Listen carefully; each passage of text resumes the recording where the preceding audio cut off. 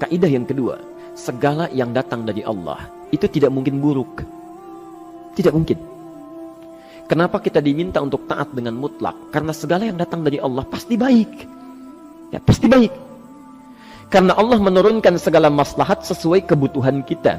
Cuma manusia kadang-kadang, menginginkan sesuatu dengan pikiran pendeknya yang bukan kebutuhannya. Al-Baqarah 216. Agak pelan-pelan kita ya.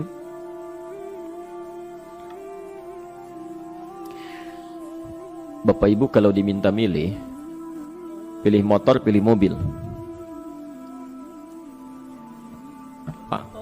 Pilih motor, pilih mobil. Kalau sebagai manusia biasa pilih motor, keterlaluan itu. Umumnya akan memilih mobil. Akan memilih mobil umumnya. Tapi kadang-kadang kita menginginkan sesuatu yang tinggi, menurut Allah itu bukan kebutuhan kamu. Kebutuhan kamu itu motor. Ya.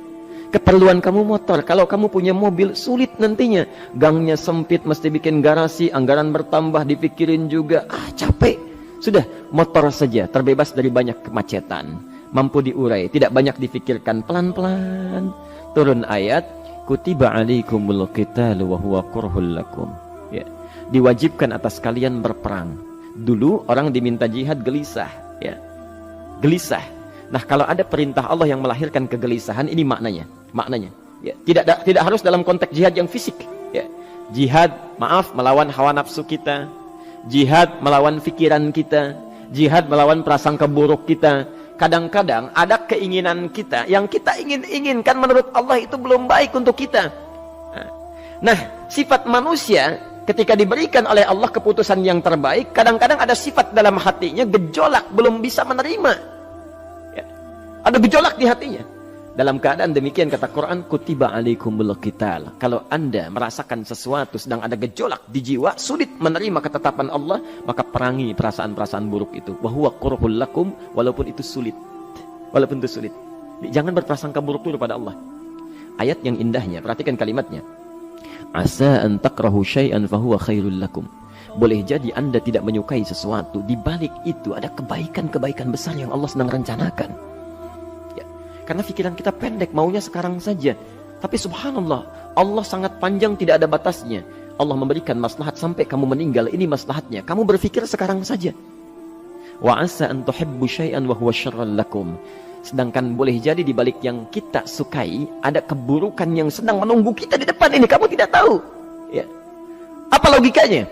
Wallahu ya'lamu. Allah tahu masa depan yang akan terjadi menimpa kita, wa antum la ta'lamun. Sedangkan kalian tidak bisa membaca masa depan. Ya. Saya punya adik perempuan datang lalu meminta doa. Kak, saya ingin tes katanya. Ya, di salah satu bank. Kemudian sudah pada tahap akhir yang menurut hitung-hitungan manusia dan perkiraannya insya Allah lulus, karena tidak ada alasan apa-apa lagi untuk tidak meluluskan.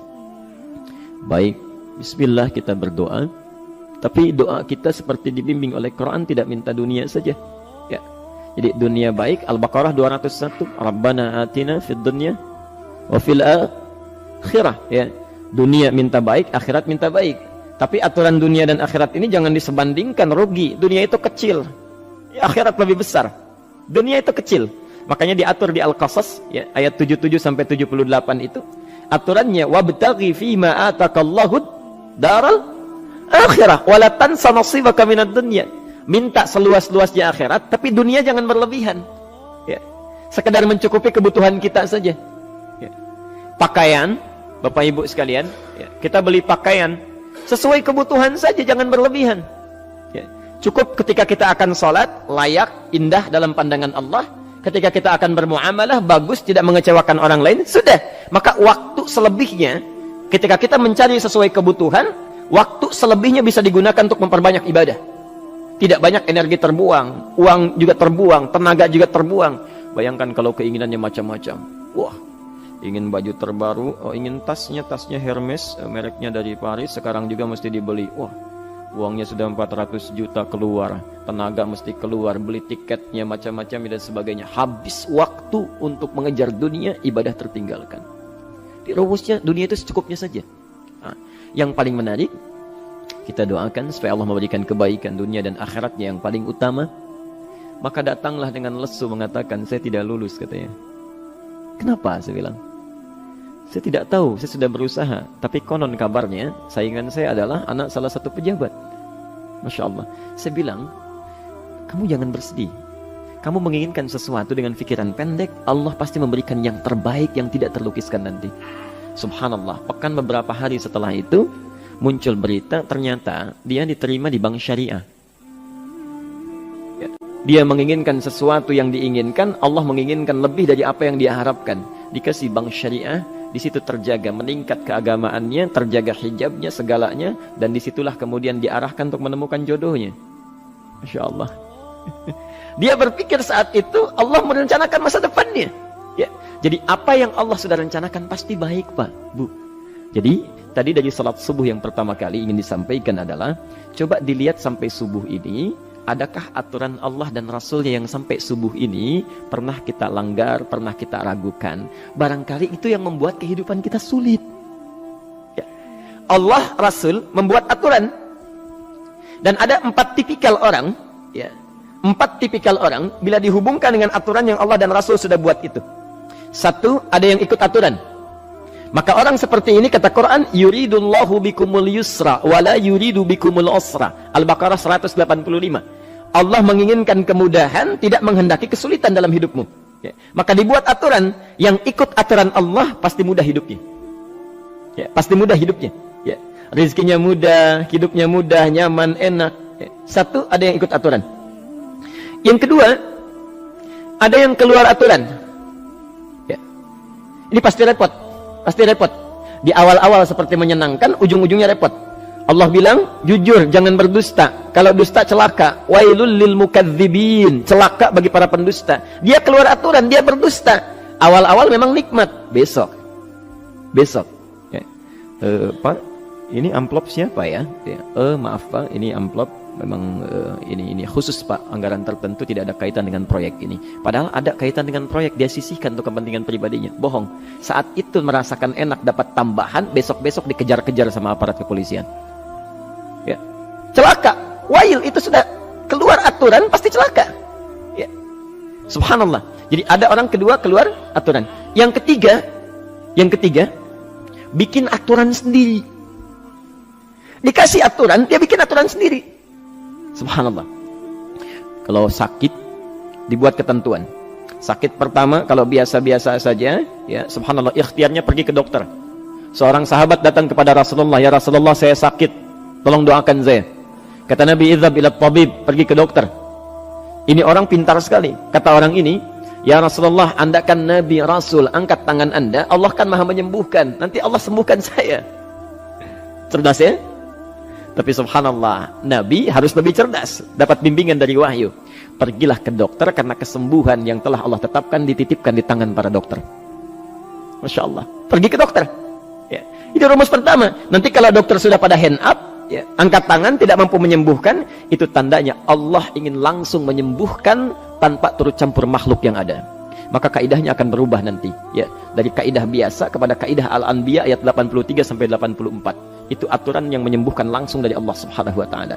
Tapi kalau Anda sakit, perginya ke dokter. Ya. Cuma ada manusia bikin aturan sendiri. Sakit, pergi ke dukun. Ya. Dukun nggak bisa, pergi ke paranormal. Dirinya pun sudah nggak normal. Makanya disebut paranormal karena nggak normal. Ya. Tapi didatangi juga gitu, bikin aturan sendiri.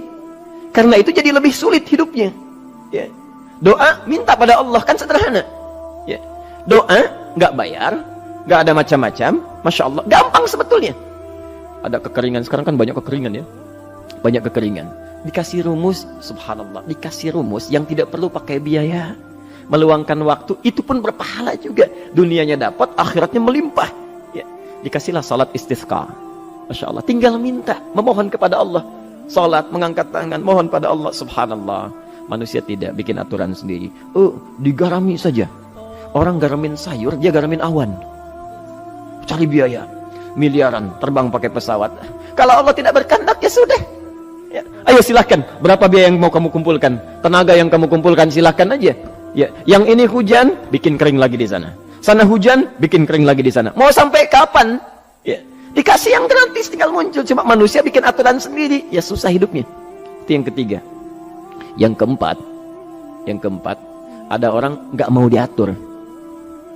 Allah bikin aturan, dia nggak mau diatur. Ya, Masya Allah. Ini yang luar biasa. Inilah yang fasik. Fasik itu keluar dari aturan, menyimpang. Tidak mau diatur dia. Ya, tidak mau diatur. Karena itu Bapak Ibu sekalian, dari ayat yang pertama ini, ya, mari kita evaluasi sampai dengan hari ini subuh. Dari ayatnya memang sederhana, singkat, padat, cuma satu ayat. Tapi meminta kita untuk melihat, sudahkah sampai hari ini taat pada Allah dan Rasulnya? Yang kedua, ketaatan kita apakah selalu ragu atau sudah melahirkan keyakinan yang paripurna? Ya. Yang ketiga, pelajari aturan-aturan Allah terkait kehidupan kita. Aturan salat, aturan muamalah, ya, aturan beraktivitas, aturan berumah tangga. Pelajari itu supaya mendapatkan kemudahan. Biasanya kesulitan didapatkan karena kita belum mengenal aturan Allah dan Rasulnya.